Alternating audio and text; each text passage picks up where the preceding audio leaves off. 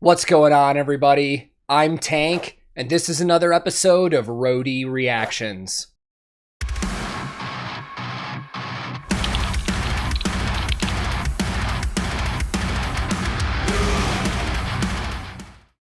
In today's reaction video, we've got brand new music from Arch Enemy. And believe it or not, this is their first new music release in 4 years. I couldn't believe that when I first heard it, but I did see one of their band members, I think Michael, confirm that in a press release. This is their first new music release in 4 years, and I'm super excited to check it out. Because ever since I've started this YouTube page a little over a year now, I've gotten a lot of requests to check out Arch Enemy, and I've told you guys I'm somewhat familiar with this band, but admittedly, I'm way more familiar with Arch Enemy from the Angela era of this band and not so much with Alyssa. Arch Enemy is one of the bands that I discovered when I first started getting into European metal bands when I was in like late middle school and early high school. Stuff like In Flames, Dark Tranquility, Soilwork, all that stuff. I was listening to Arch Enemy at the same time, but again, it was when Angela was in the band. But now that we've got new music, and that's what we focus on this channel, I'm excited to finally sit down and really focus on this, because while I have heard Alyssa with Arch Enemy a few times, I'm actually way more familiar with her in her old band, The Agonists. So this will be fun, man. This is really the first time I'm actually sitting down to just focus and, you know, analyze a video on this channel with this era of the band. So without further ado, let's just fucking go. I will link this original video in the description below. And today, I'm once again checking out Arch Enemy and watching the brand new music video for their song, Deceiver, Deceiver. Let's go.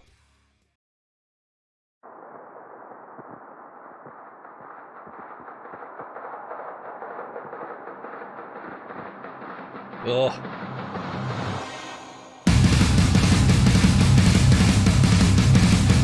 Oh, what a build.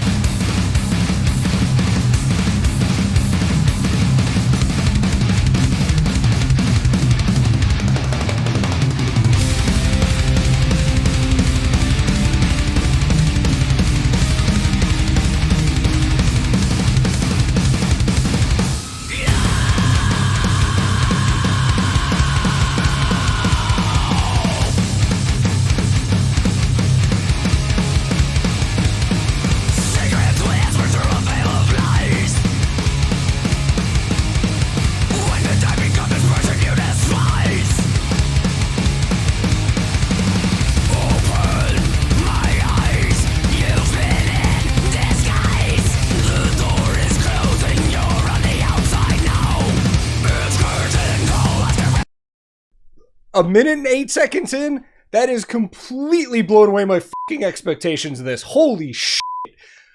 First of all, that's how you build up an intro to a fucking metal song, man, coming in like that. I liked the very intro with those like subtle palm muted chugs going on coming up. And then that intro with just the guitars and the snare and then the toms coming. Dude, That's a world-class build-up right there, man. This sounds fucking fantastic. Whoever mixed, I bet this was like, let's see. It's probably like Jacob Hansen or some shit. I'll probably look. I mean, this sounds incredible.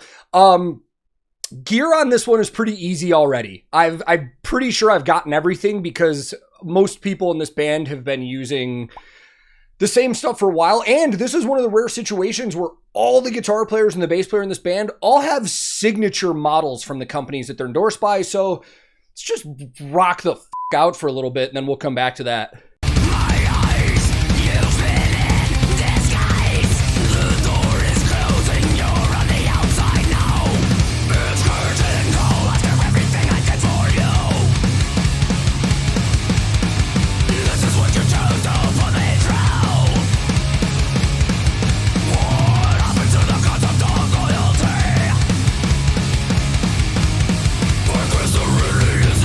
Oh.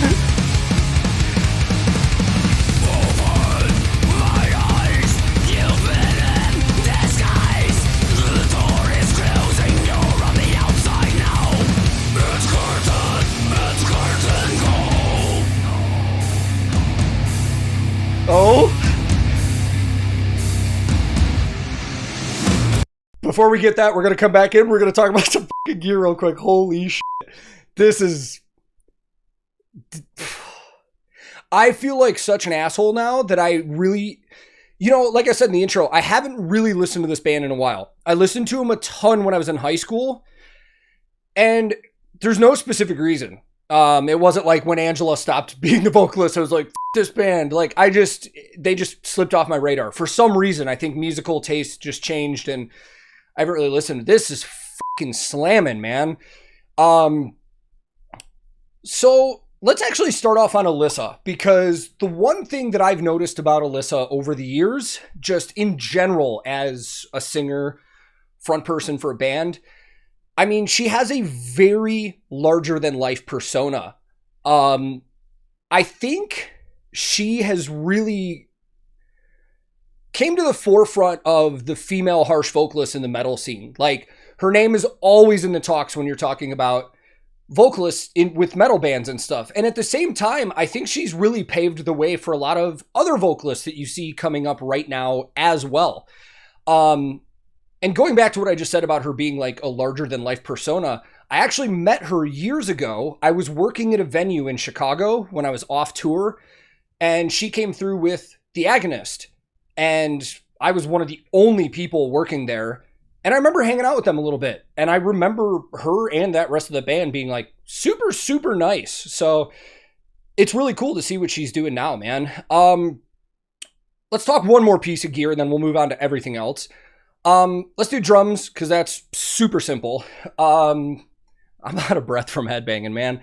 So Daniel is an exclusive artist of Pearl Drums, as we see with a lot of metal drummers from Europe, man. A lot of these guys go with Pearl Drums Europe for good reason. Pearl is a very solid company that makes solid drums, very reputable in the business. And from the top down that I got of the drums, it looks like he's using Sabian cymbals with everything, so I'll just assume he's an exclusive endorsed artist of Sabian. And this is one of those bands, like I said, every guitar player and the bass player has a signature guitar with their companies. And I actually know a lot more about these artists as individuals than this actual band. So we'll break into all their stuff later, but let's hear whatever this was about to be.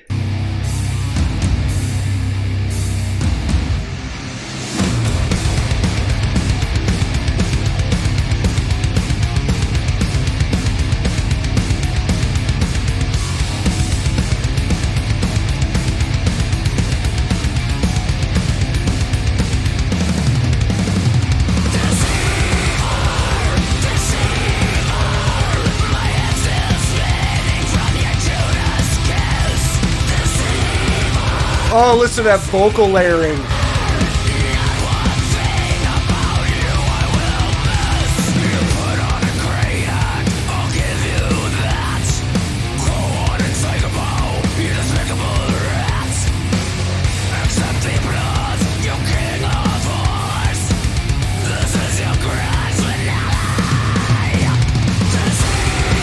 Before this last one, because I want to just keep the rest of the song. There's so much I want to talk about in this. There were parts in that last part where I was headbanging, where I really liked the bell work going on with the ride on the drums. Guitar work, as always, fantastic. And speaking guitars, let's start at Michael.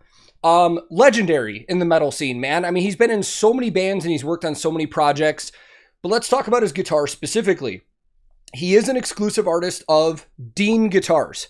And in this video, he's actually playing one of his signature models. I believe it's called the Tyrant, which is based off of just a flying V body, and the rest of it is built to his specifications. Now, the cool thing about Dean, and there are some other guitar companies that do this as well, but they make their own pickups in-house. So in that guitar are the DMT pickups, which is Dean Magnetic Technologies, if I remember right.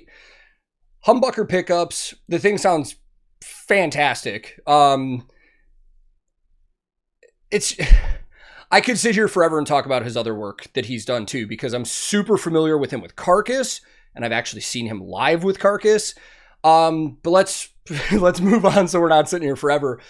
This is going to make me look like an idiot. Before I watched this video, I did not know that Jeff Loomis was actually an official member of this band now. I knew he was with them, but I didn't know that he was a full-time member. And I was told that he's actually been with them for quite a bit now. Jeff is another one of those guys that I'm super familiar with a lot of his other work, and he's a fantastic guitar player. He's been on a lot of other people's projects, featured as, you know, a guest musician doing solos and stuff on work. Now, over the years, he's been very well known for playing Schecter guitars, but in the last few years, he's signed an exclusive deal with Jackson, and he is playing a Jackson in this video. However, unless that's new, that's not the signature model that he has from Jackson that I'm familiar with. That looks like a Jackson soloist. Definitely would assume that it's a custom shop. It looks like it has a Floyd Rose locking tremolo system on it. Probably picked out custom pickups for it and stuff like that too. But again, I don't know if it's just a custom shop or one of his newer signatures that hasn't released yet. I'll have to look into that.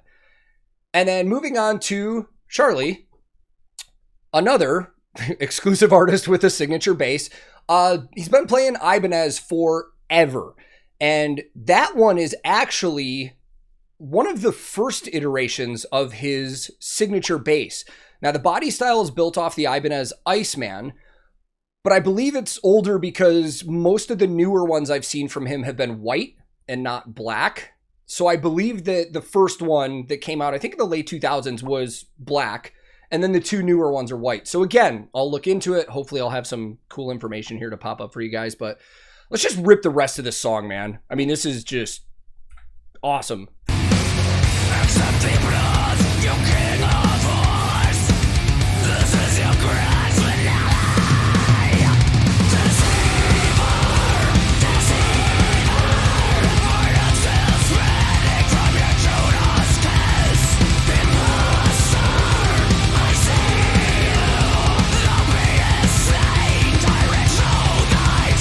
God, the use of those low and high vocals.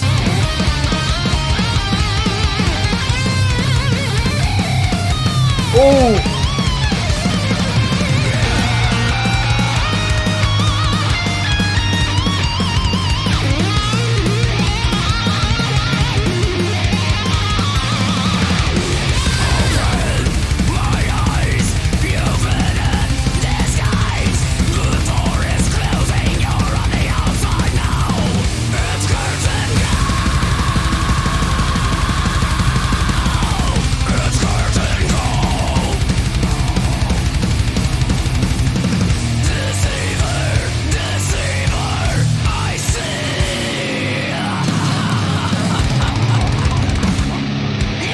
That was a solid outro.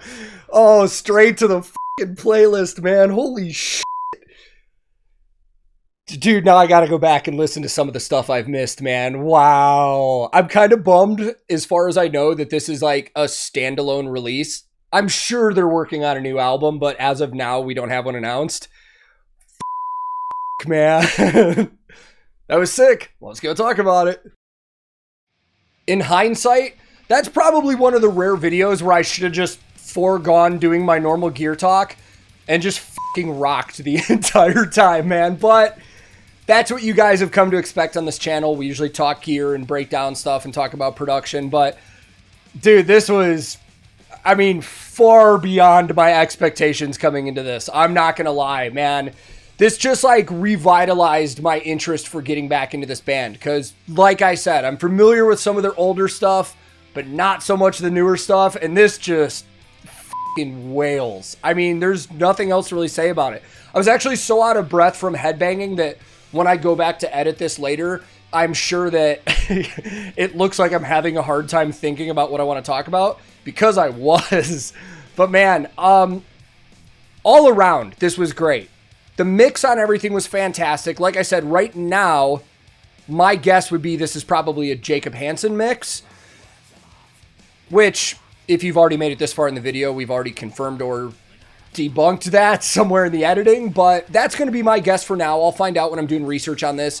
Video-wise, I really liked it, man. I love these videos where I get to see the entire band with performances, even though a good story video is awesome from time to time, I love the performance videos. And everything about it was really cool. I liked the location for it. I liked the lighting that they did.